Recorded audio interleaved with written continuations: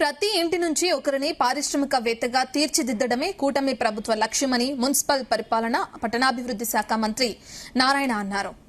ఇక ఏలూరులోని jute mill centre వద్ద డ్వాక్రా మహిళలు నిర్వహిస్తున్న తృప్తి క్యాంటీన్ ను ఆయన సందర్శించారు. క్యాంటీన్ నిర్వహణను పరిశీలించి అల్పాహారాన్ని స్వీకరించారు. మహిళా సాధికారతకు ప్రభుత్వం పెద్దపీట వేస్తుందని, ఇప్పటికే రాష్ట్రంలో 8 తృప్తి క్యాంటీన్లను ప్రారంభించామని, త్వరలోనే మరో 8 అందుబాటులోకి తెస్తామని చెప్పారు. ఇక వీటి ద్వారా మహిళలు ఆశించిన దానికంటే ఎక్కువగా రోజుకు 30,000 నుంచి 35,000 రూపాయల వరకు టర్నోవర్ సాధిస్తూ ఆర్థికంగా బలోపేతం అవుతున్నారని హర్షం వ్యక్తం చేశారు.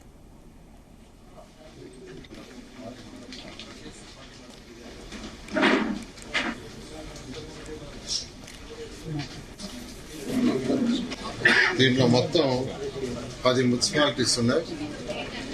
మొత్తం 15 కాన్స్టిట్యున్సీస్ ఉన్నాయి ఇందులో.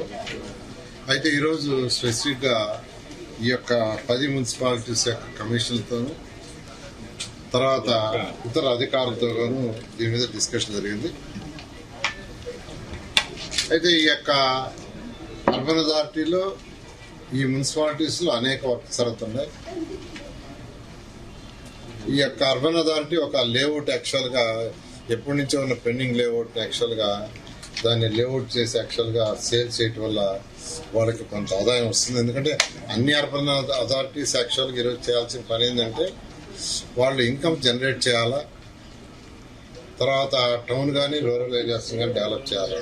That is the main objective.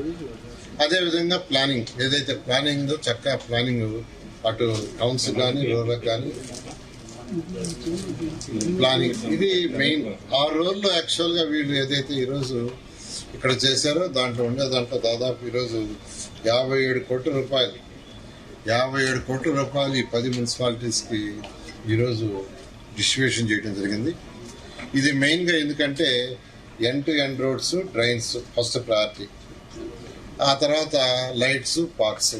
అంటే ప్రజలు జనరల్గా ఎక్కడైనా ఒక మున్సిపాలిటీ అయినా పంచాయతీ అయినా ప్రజలు కోరుకునేది ఏంటంటే ప్రతిరోజు వాళ్ళ ఇంటి నుంచి వచ్చే చెత్త దాన్ని క్లీన్ చేయాలని కోరుకుంటారు. అది క్లీన్ చేయటం ఒకటి.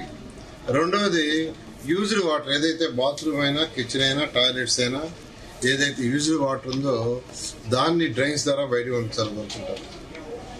మూడవది చక్కటి రోడ్లు, తర్వాత లైట్స్, తర్వాత ఇంక పార్కులు, ఇలా మినిమం బేసిక్ ఇన్ఫ్రాస్ట్రక్చర్